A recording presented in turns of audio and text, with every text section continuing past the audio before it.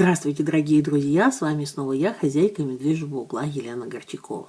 И я хочу поговорить о том, как лечить кашель у детей. Этими же средствами вы можете лечить кашель у взрослых, но тем не менее в названии этого ролика будет «Как лечить кашель у детей», потому что об этом спрашивают чаще. Почему-то люди взрослые редко думают о себе, больше думают о том, как им вылечить детей. На себя, несколько забивают на себя в этом смысле. Ну ладно. Не о философских аспектах лечения кашля мы будем говорить, а о практических. Для того, чтобы понять, как лечить кашель, вы должны понять, что такое кашель вообще. Итак, представьте себе свои дыхательные пути. Есть достаточно толстые трубочки трахеи, от них отходят более тонкие трубочки бронхи. И там внутренние поверхности этих дыхательных путей покрыты в естественном состоянии слизью. И есть у них на поверхности такие реснички специальные, которые движутся, рефлекторно движутся, и эту слизь выгоняют наружу. То есть слизь образуется в бронхах, поднимается дальше в трахею и выводится потихонечку через через ротовую полость она выводится, в частности. Потихоньку все нормально, когда она в нормальном состоянии. Для того, чтобы слизь вот эта выводилась, она должна быть сама по себе нормальной, то есть она не должна быть слишком густой. Это значит, что через стенки бронхов и трахеи должно выделяться достаточное количество жидкости. Что происходит, когда попадают какие-то бактерии, с чем мы не можем справиться, что-то еще происходит, такое, какие-то патогенные факторы действуют. Эта слизь не может вывестись по разным причинам, то есть она сгущается. Выделение воды через стенки бронхов и трахеи снижается рефлекторно, слизь становится гуще, и поскольку она не выводится своевременно, ее слой становится толще. И вот мы чувствуем вот эту вот тяжесть и естественный рефлекторный позыв к тому, чтобы кашлянуть, чтобы потоком воздуха выбросить эту слизь. Откашлять, как говорится, да? Кашель мокрый, когда откашливается, и сухой, когда не откашливается. Итак, два вида кашля. Но на самом деле все это один и тот же механизм. Когда кашель, как говорят врачи, влажный, то есть слизь все-таки откашливается, то есть вот это рефлекторное резкое выталкивание воздуха из легких приводит к тому, что сгустки слизи идут вверх и выходят потихонечку по мере кашля. Это, говорят, откашливается. Это значит, что кашель работает, он достигает своей цели. Это как бы хороший кашель. Да? То есть мы не смогли выводить простым движением вот этих вот ресничек на подслизистой, которые движутся. Нам нужно было больше. То есть у нас слизь загустела, нам нужно было больше. Мы покашляли, и слизь вышла. Теперь далее, более глубокая патология, это когда слизь не откашливается, когда она настолько густая, ее настолько много, что она кашлем, вот этим вот движением кашлем не выводится.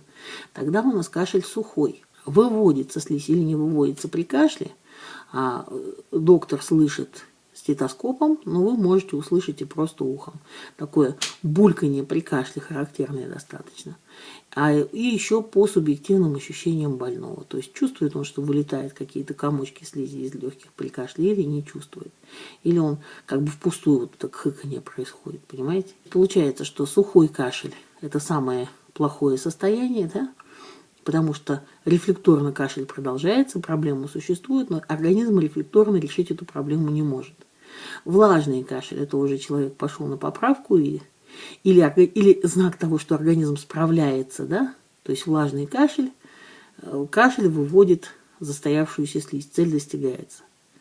Вот. Но и этот кашель тут тоже надо помогать, чтобы мы перешли к нормальному состоянию, чтобы слизь из легких выводилась без всякого кашля. Поняли механизм физический, а теперь думаем, чем нам могут помочь травы, народные средства и так далее. Первое средство получается, это логически получается, нам нужно увеличить выделение жидкости в самих бронхах. Прежде всего, для того, чтобы это сделать, нужно много пить. Вспомните, обильное питье при простуде рекомендуется. Нужно, чтобы было много воды поступало. Не только это, но желательно, чтобы эта вода поступала с естественными, натуральными противовоспалительными веществами, с естественными антибиотиками такими. Например, чай из малинового листа, чай с малиной, чай из таволги. Кстати говоря, он еще и жаропонижающий, потому что там огромное количество ацетилсалициловой кислоты в таволге содержится. Чай из смородины, иван-чай – хорошее противовоспалительное средство само по себе. Можно много разных чаев пить, чай из ромашки, то есть можно все это чередовать, но много-много питья. В данном случае речь не идет о воде как информационной составляющей и так далее, там, когда о диетах говорится. Питье в виде чая и даже в виде теплого молока для лечения простуды, для лечения кашля вполне подходит. И оно выполняет много функций. Запомните, то есть прежде всего много пить. Пить желательно травяного чая. Следующее.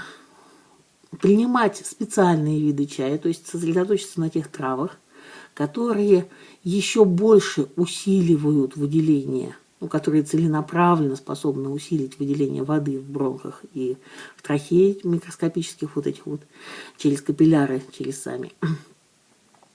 И тем самым разжижают слизь, разжижают мокроту, как говорят врачи, да, и позволяет ей выводиться сначала со влажным кашлем, потом уже и без кашля.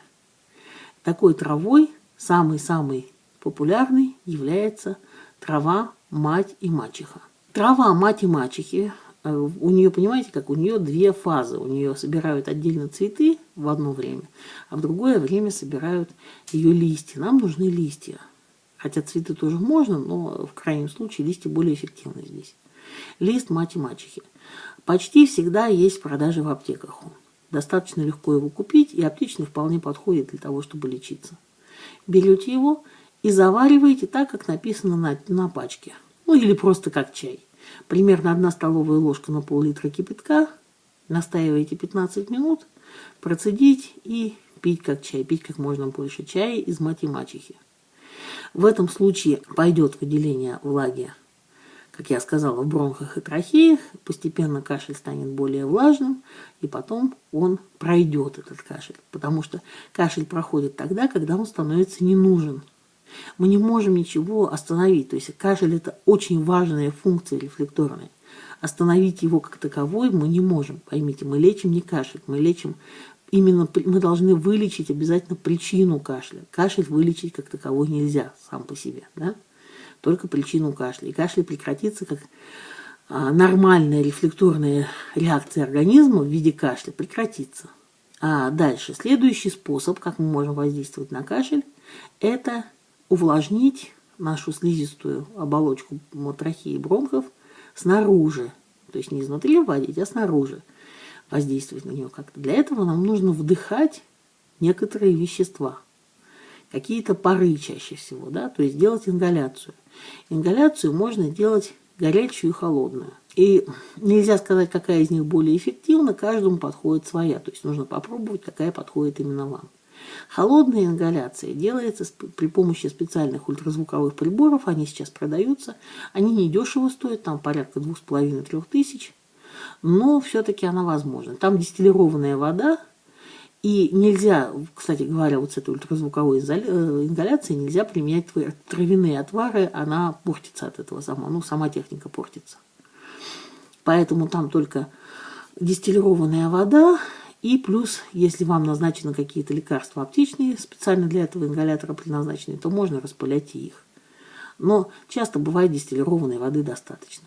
То есть вы просто дышите очень-очень мелким туманом ультразвуковым через вот этот ингалятор.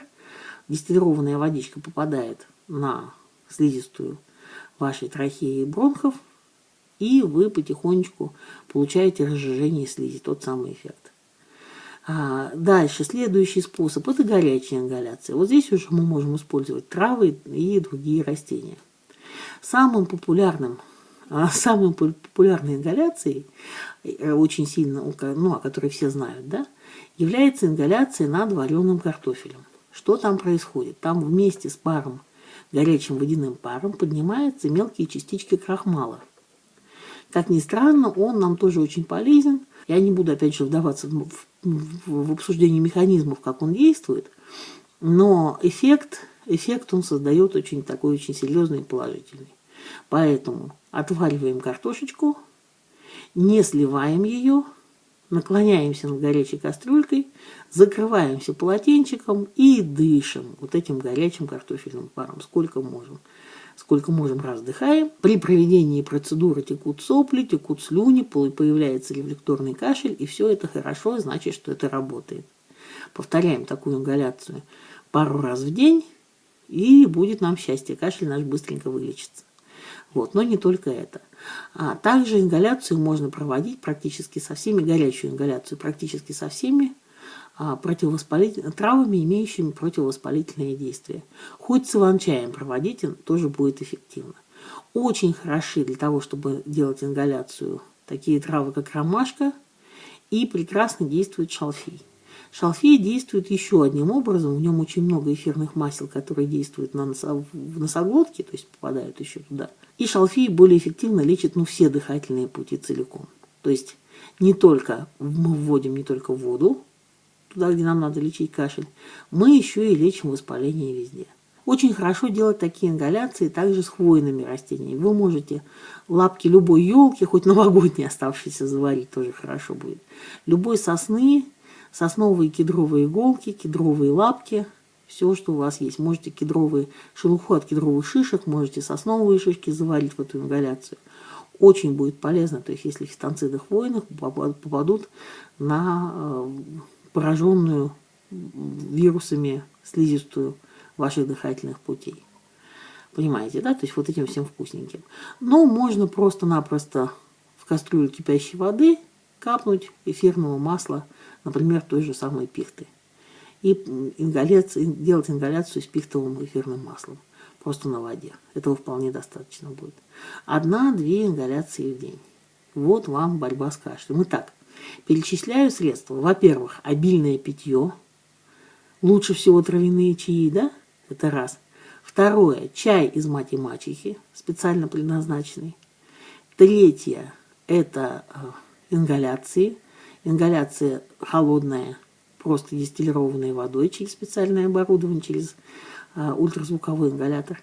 Ингаляция горячая при помощи картофеля. Ингаляция горячая с травяными отварами. Ингаляция горячая с эфирными маслами. Вот ваш основной, так сказать, такой набор, которым вы можете лечить кашель.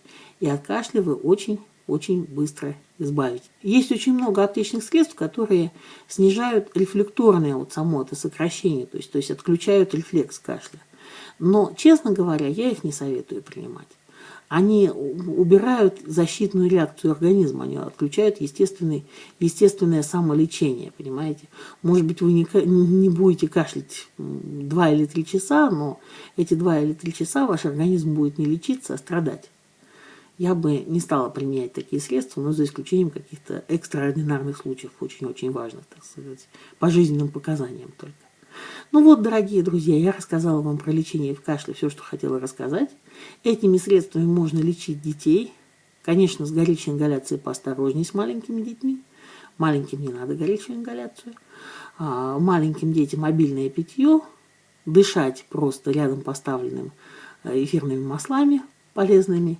И пить чай из мати мачехи. Вот это для малышей. Для детей постарше все перечисленные средства. И кашель вы вылечите быстро и эффективно, и будете здоровы и веселы. Вот, спасибо вам большое за внимание. Если вам понравилось это видео, то не забывайте подписываться на канал, ставить лайки. Мне это будет очень приятно. Всего вам доброго, дорогие друзья. Да, кстати, в последние 20 секунд этого видео будет ссылочка на мой таежный магазинчик. Всего доброго.